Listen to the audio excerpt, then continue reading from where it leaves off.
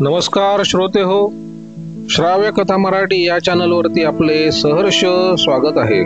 पुढे जाण्याआधी माझी आपल्याला नम्र विनंती आहे की आपण जर आमच्या चॅनलला सबस्क्राईब केलं नसेल तर लगेच सबस्क्राईब करावं व बेल आयकॉनवर क्लिक करावं, जेणेकरून आपल्याला विविध नोटिफिकेशन्स वेळोवेळी मिळत राहतील. श्रोते हो, सध्या मी आपल्याला सुप्रसिद्ध रहस्य कथाकार बाबूराव अर्नाळकर यांच्या मनोरमा प्रकाशनने पुनर्मुद्रित केलेल्या कथा सादर करत आहे. या सिरीजमध्ये मी आपल्याला सध्या एक थरारक रहस्य कथा सादर करत आहे. कथेचं नाव आहे चाणक्याचे कारस्थान. या कथेचा पुढील भाग 9वा. मनमोहन आपले केस विंचरत आपल्या खोलीत आरशासमोर उभा होता. धनंजयांची कशी हालचाल दिसत नाही. ते खरोखरच झोपले असावेत काय, या संबंधी तो विचार करत होता. चाणक्य त्या रात्री काहीतरी हालचाल करील हे ओळखण्या इतके धनंजय धूर्त होते. चाणक्य कोण हे धनंजयांना माहीत नव्हते, म्हणूनच त्यांनी विशेष हालचाल केली नव्हती. पण आपल्या नवीन कथेतील नायका इतके धनंजय काही हुशार नाहीत अशी मनमोहनची खात्री होती. स्वतःला हुशार समजणाऱ्या त्या डिटेक्टिव्हना काहीतरी धडा दिला पाहिजे आणि त्यांचा नक्षा उतरवला पाहिजे असं मनमोहनच्या लक्षात आलं. त्यानं व्यवस्थितपणे आपले केस विंचरले आणि तो दिवा मालून बिछाण्यावर पडला. शिवाजीराव आपले दोन्ही हात मागे घेऊन फेऱ्या घालत होते. ते अतिशय अस्वस्थ होते. आपणाला माहीत नाही अशा काही भानगडी आजूबाजूला चालल्या आहेत याची त्यांना जाणीव होती. धनंजयांना काहीतरी महत्वाची गोष्ट समजली असावी, पण ते आपणाला विश्वासात घ्यायला तयार नाहीत हेही त्यांनी ओळखले होते. धनंजयांना असला कसला संशय आला होता आणि याच विचारानं शिवाजीराव अस्वस्थ झाले होते. शिवाजीरावांनी अद्याप कपडे बदलले नव्हते. धनंजय मीराच्या खोलीपर्यंत का आला त्याचं ते विचार करू लागले. मीराला ते आपल्या स्वाधीन करण्यास नाखुश दिसले. आपल्यावर विश्वास ठेवण्यास ते तयार नव्हते, हाच त्या वागण्याचा अर्थ होता. धनंजयांना आपला संशय तर येत नसेल ना, तो विचार येता शिवाजीरावांचा चेहरा एकदम उतरला. छे, ते शक्य नाही, ते स्वतःशीच पुटपुटले. पण त्याच वेळी धनंजय आपणाशी अतिशय चमत्कारिक रीतीने वागत आहे असं त्यांना वाटलं आणि ते पुन्हा विचार करत फेऱ्या मारू लागले. इन्स्पेक्टर मुरारराव बाजीरावाच्या खोलीबाहेर एका आराम खुर्चीत बसले होते. सिगरेट ओढत तेही धनंजयाबद्दल विचार करत होते. त्यांनाही धनंजय आपणापासून काहीतरी लपवून ठेवत आहे असं वाटत होतं. धनंजय आपले चांगले मित्र असतानाही त्यांनी मुद्दामून आपल्याला अंधारात ठेवावं याबद्दल मुरारराव मनातल्या मनात चरफडत होते. बाजीरावासंबंधी धनंजयचा तर्क त्यांना पटत नव्हता. बाजीराव चाणक्य नव्हे असं धनंजय निक्षून सांगत होते, पण तसे निक्षून सांगण्यासारखा धनंजयाजवळ पुरावा तरी काय होता. तो दाईत त्या घरात आहे हे त्याला माहीत होतं आणि तो मिळवण्यासाठीच तो उघड रीतीने तिथे आला नसेल कशावरून. खात्रीनं बाजीरावच चाणक्य असला पाहिजे. सकाळी उजाडल्यानंतर बाजीराव कोण आहे आपल्याला शोधून काढता येईल आणि तोच चाणक्य आहे सिद्ध करायला आपल्याला फारसा त्रास पडणार नाही असं त्यांना वाटलं. ते खुद्द बाहेर पहाऱ्यास असताना चाणक्य उर्फ बाजीराव त्या खोलीतून निसटू शकणार नाही याबद्दल त्यांची पूर्ण खात्री होती. आयटीत मुरारराव सिगरेट ओढत असताना अचानक त्यांचा डोळा लागला. मुराररावांप्रमाणे शांताबाई पण आता झोपल्या होत्या, पण त्या निस्तब्ध वातावरणात चाणक्य मात्र अगदी शांतपणे विचार करत होता.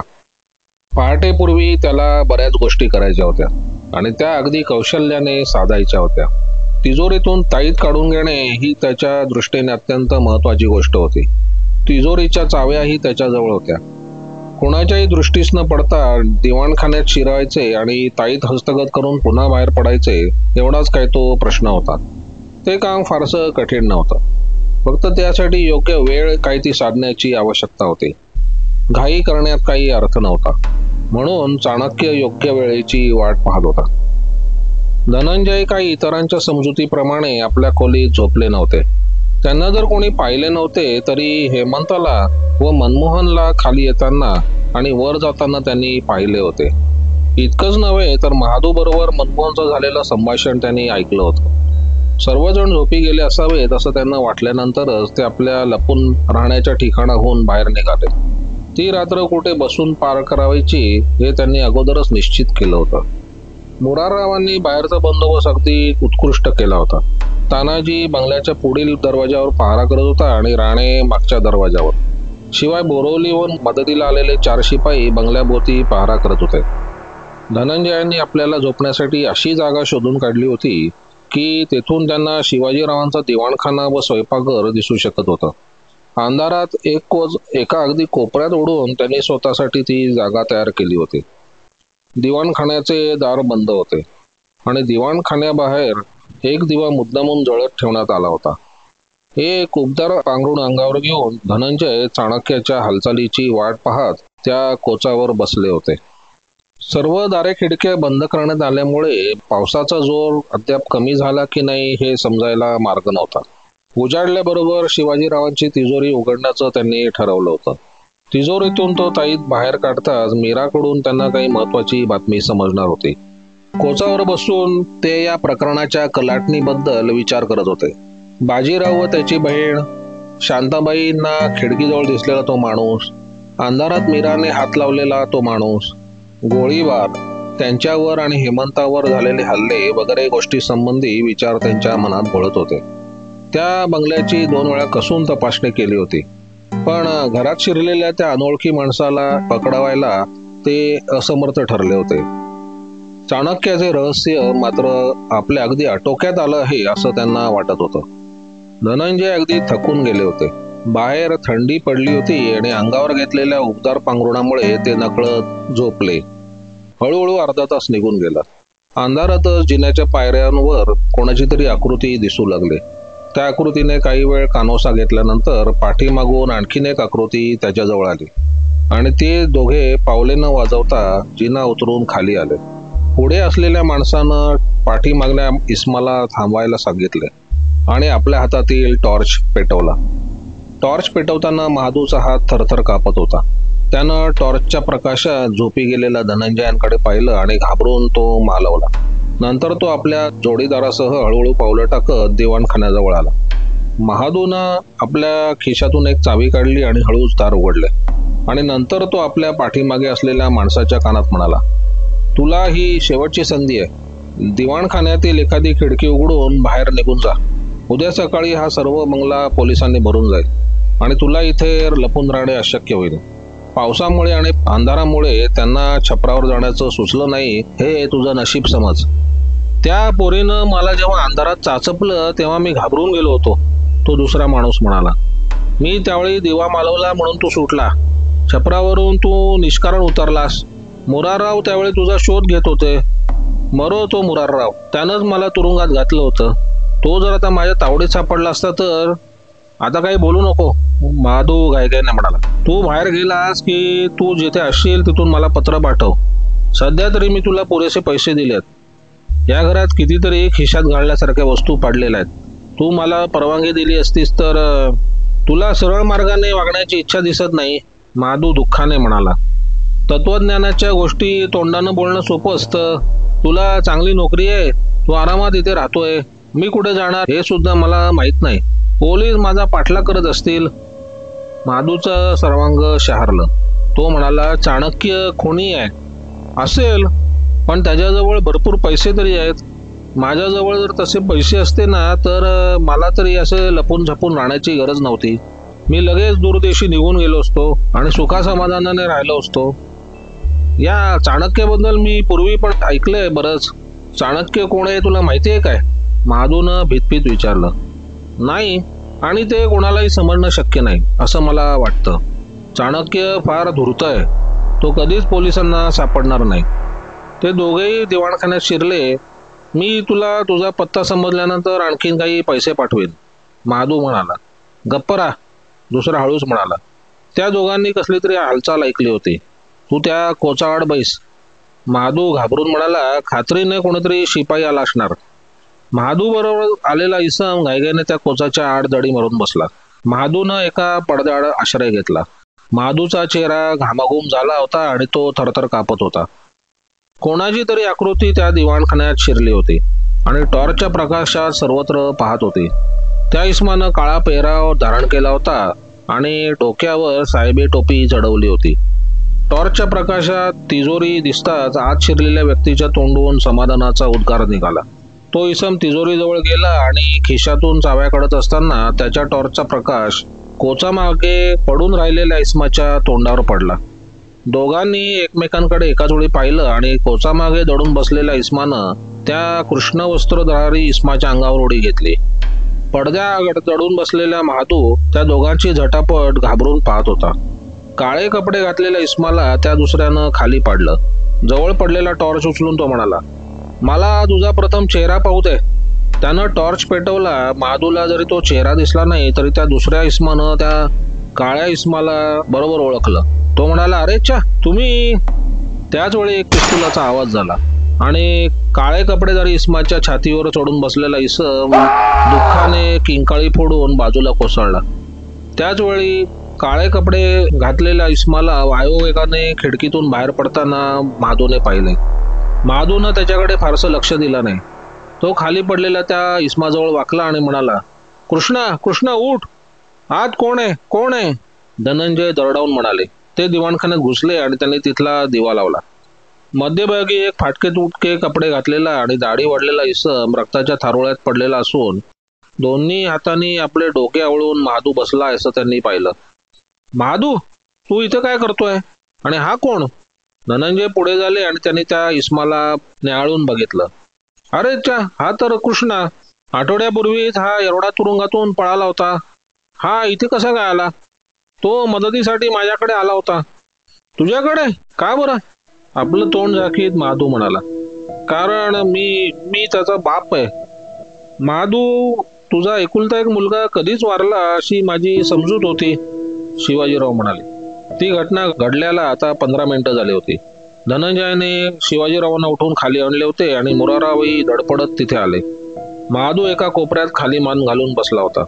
कृष्णाचा देह तिथून हलवण्यात आला होता. वृद्ध महादूच्या नेत्रातून अश्रुधारा कोसळत होत्या. मी तशी सर्वांची समजूत करून दिली होती.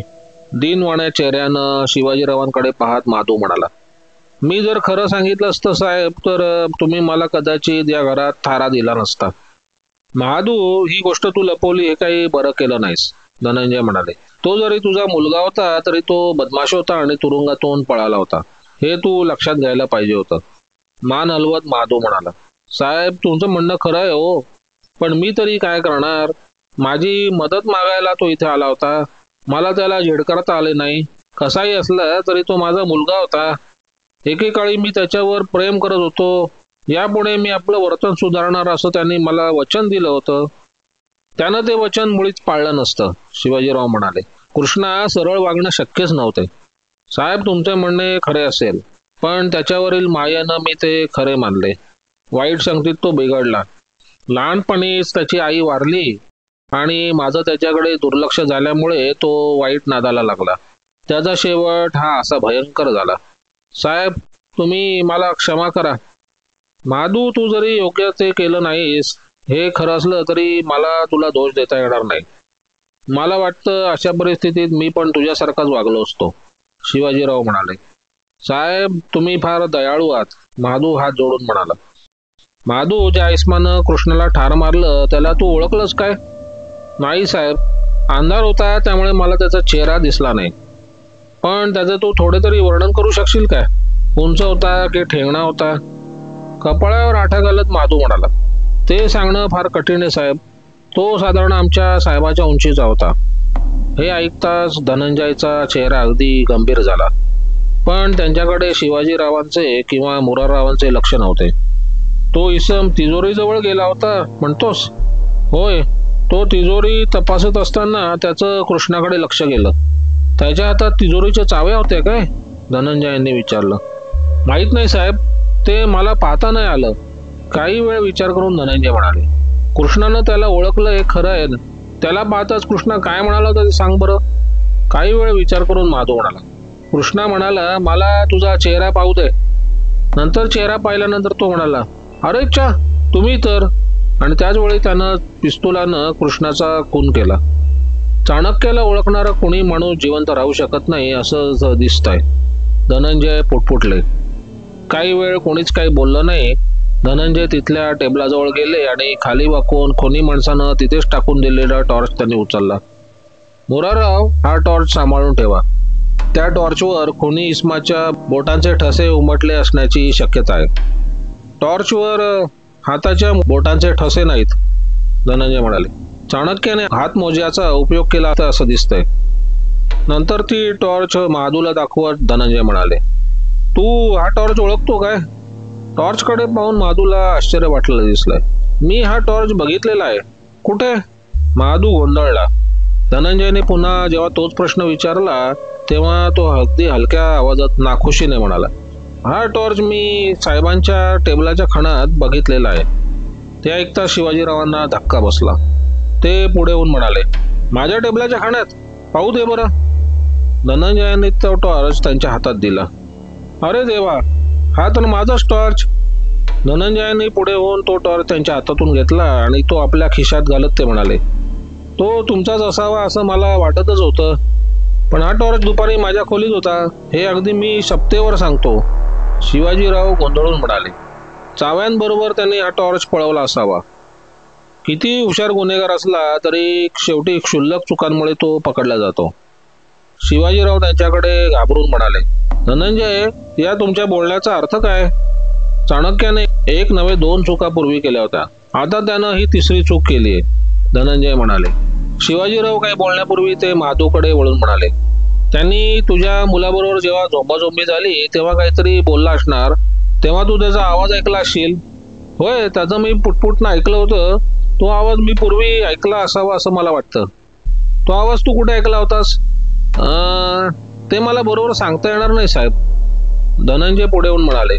महादू, नीट विचार करून सांग, ही गोष्ट अत्यंत महत्वाची आहे. त्याचा आवाज माझ्यासारखा होता का? नाही नाही साहेब, नाही, तसा नाही. हेमंतासारखा किंवा मनमोहन सारखा? नाही साहेब, नाही नाही. मग काय माझ्यासारखा होता? शिवाजीरावांनी विचारलं. अस्वस्थ होऊन महादू म्हणाला, नाही, ते मला बरोबर सांगता येत नाही. महादू, तो आवाज शिवाजीरावांसारखा असावा तुला वाटतं का? धनंजयने दरडावून विचारलं. त्याचा तो प्रश्न आणि आवाज ऐकून शिवाजीराव व मोराररावही आश्चर्याने त्याच्याकडे पाहू लागले. महादू घाबरून म्हणाला, होय, त्यांच्या आवाजासारखाच आवाज वाटला, पण माझी तितकीशी खात्री नाही. धनंजय, आवाजावरून चाणक्याला ओळखण्याचा तुमचा प्रयत्न फोल ठरलाय, शिवाजीराव गंभीरपणे म्हणाले. मला तसं वाटत नाही, धनंजय म्हणाले. मी चाणक्याला पकडू शकेन. बुवया वर करत शिवाजीराव म्हणाले, तुम्हाला कोणाचा तरी संशय आला असं दिसतंय. मला आताच त्याची चर्चा करायची नाही, धनंजय म्हणाले. मीरा, शांताबाई आणि त्यांच्या पाठोपाठ मनमोहन तिथे आला. मीरा, आज रात्री आपली खोली सोडून बाहेर जाऊ नये असं मी तुला बजावलं असताना तू खाली का आली? खाली इतकी गडबड झाल्यानंतर मी खोलीत कशी राहू? काकूंबरोबर काय प्रकार घडला ते पाहण्यासाठी आले. मला काही तुम्ही खाली उतरू नको असं सांगितलं नव्हतं, मनमोहन हसून म्हणाला. तुम्ही स्वस्त झोपला असाल अशी जी माझी कल्पना होती ती चुकीची ठरली. आम्हाला त्या दुष्ट बदमाशाच्या स्वाधीन करून तुम्ही खुशाल झोपला असाल असं मला वाटलं होतं. अरे चा मोराराव, तुम्हाला इथे बघून मी अतिशय खुश झालो. तुम्हाला खुश करण्यासाठी मी इथे जागत बसलो होतो, मोराराव एटाळणीने म्हणाले. आम्हाला शांतपणे बऱ्याच गोष्टींचा विचार करायचा आहे. तुम्ही सर्वजण इथून जाल तर बरं होईल. मला आता माझ्या खोलीत जायची भीती वाटू लागली आहे, शांताबाई म्हणाल्या. आम्ही इथं दिवाणखान्यात बसून राहिलो तर नाही का चालायचं? आता या नवीन भानगडीबद्दल ऐकल्यानंतर कोणाला झोप येईल असं मला वाटत नाही, धनंजय विचार करून म्हणाले. इथं राहायला काही हरकत नाही, पण ते एका अटीवर. तुम्ही सर्वांनी हा दिवाणखाना सोडून मग बाहेर जायचं नाही. या तुमच्या विलक्षण सूचनेचा अर्थ काय? मनमोहनने विचारले. आमचा तपास पुरा होईपर्यंत तुमच्यापैकी प्रत्येकजण कुठे आहे हे मला समजलं पाहिजे. तुम्ही तुमच्या खोल्यात राहणार असाल तर माझी काही हरकत नाही, पण जर तुम्हाला इथे बसायचं असेल तर इथून तुम्ही मी सांगेपर्यंत हालायचं नाही. शिवाजीराव धनंजयांकडे चमत्कारिक नजरेने पाहत होते. त्यांचे ते बोलणे ऐकून मुरारावही गोंधळलेले दिसले. तुम्ही यांना जे काही सांगत आहात त्याला तसं काही योग्य कारण असावं असं मला वाटतं, शिवाजीराव म्हणाले. पण तुम्ही जरा जास्त स्पष्टीकरण. शिवाजीराव, यावेळी जास्ती स्पष्टीकरण सांगण्याची मला इच्छा नाही. ठीक आहे, यानंतर खोलीत जाऊन कोणी झोपेल हे शक्य नाही. निदान एक व्यक्ती तरी आता झोपण्याचा खचितच मूर्खपणा करणार नाही. धनंजय म्हणाले आणि ते खिडकीजवळ जाऊन उभे राहिले. काही वेळानं ते म्हणाले, पावसाचा जोर आता बराच कमी झालाय, आणखीन काही तासांनी उजाडेलच. नंतर ते पुन्हा दिवाणखान्याच्या मध्यभागी येऊन उभे राहिले. सर्वांच्या नजरा त्यांच्यावर खिळल्या होत्या. माधू, बाजीरावाच्या खोलीबाहेर एक शिपाई उभा केलाय, त्याला इथे बोलून आण, धनंजय शांतपणे म्हणाले. वृद्ध महादू शक्य त्या त्वरेने बाहेर निघून गेला. दिवाणखान्यात निस्तब्ध शांतता पसरली होती. तिथे असलेल्या प्रत्येकाच्या मनात वेगवेगळ्या प्रकारचे खळबळजनक विचार घोळत होते, पण कोणी काही बोललं नाही. महादू शिपायाला घेऊन परत आला. मुराराव, त्या बाजीरावाला आणि त्याच्या बहिणीला इथे घेऊन याल तर बरं होईल. तसं करायला तुमची काही हरकत आहे का? नाही, मुळीच नाही. नंतर ते त्या शिपायाकडे वळून म्हणाले, त्या दोघांची काय हालचाल? त्या दोघांनी काही गडबड केली नाही, शिपाई म्हणाला. दोघंही आपल्या खोलीत शांत झोपले असावेत असं वाटतंय. ठीक आहे, जा तर त्या दोघांना इथे घेऊन ये, मुराराव म्हणाले आणि त्याबरोबर शिपाई सलाम करून तिथून निघून गेला. धनंजयाच्या हालचालीकडे मनमोहन लक्षपूर्वक पाहत होता. मोठ्याने हसून तो म्हणाला, धनंजय, हे तुमचं रहस्य तरी काय आहे? सर्वांना एकत्र जमवून काही व्याख्यान देण्याचा तुमचा विचार आहे की काय? नाही, मला काही बोलायचं नाही. उजाडेपर्यंत तुम्हाला सर्वांना मी या दिवाणखान्यात बसवून ठेवणार आहे. मी माझी एखादी कथा वाचत बसतो, मनमोहन म्हणाला. माझी 14वे प्रयत ही कथा वाचायला हे वातावरण अगदी योग्य आहे. शिवाजीराव वैतागाने म्हणाले, तू जर गप्प बसला नाहीस तर इथं 15वे प्रयत पडेल. मनमोहनच्या बाष्कळ बडबडीचा शिवाजीरावांना वीट आला होता. मनमोहन शिवाजीरावांना कोणते खरमरीत उत्तर द्यावे या संबंधी विचार करत होता. तोच धावत शिपाई तिथे आला आणि घाबऱ्या आवाजात मुरारावांना म्हणाला, ते दोघेही नाहीसे झाले. नाहीसे झाले? मुराराव एकदम ओरडून म्हणाले. होय साहेब, शिपाई म्हणाला. दोन्ही खोल्या रिकाम्या आहेत आणि त्या खोल्यांमधील दार उघडं आहे. त्या 2 खोल्यांच्या मध्यभागी दार आहे ही गोष्ट मी विचारतच घेतली नव्हती, मुराराव म्हणाले. किती मूर्ख आहे मी, पण हे बाहेर कसे काय पडले? त्या बाईच्या खोलीतील खिडकी उघडी आहे. बिछाण्यावरील चादरीची दोरी बनवून त्या दोरीच्या साहाय्याने ते खाली उतरले असं दिसतंय.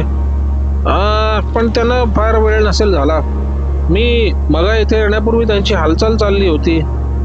चला मुरारराव, धावत दरवाजाकडे जात धनंजय म्हणाले. प्रथम तुम्ही हेमंताला इथे बोलून घ्या.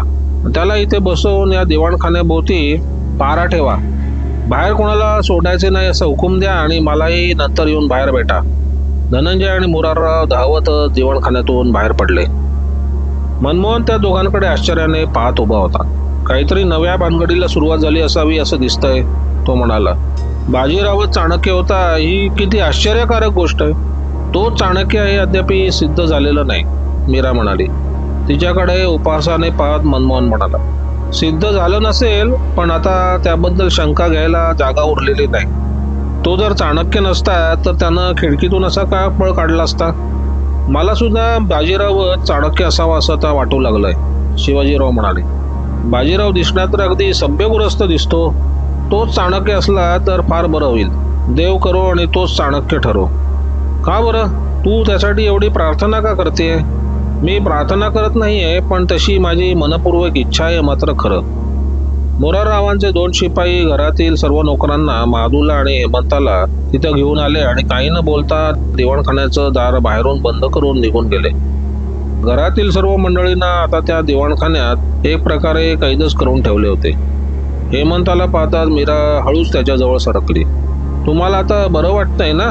हो, आता मला बरंच बरं वाटतंय, हेमंत हसून म्हणाला. अद्याप माझे मस्तक जड झाल्यासारखे मात्र मला वाटत आहे.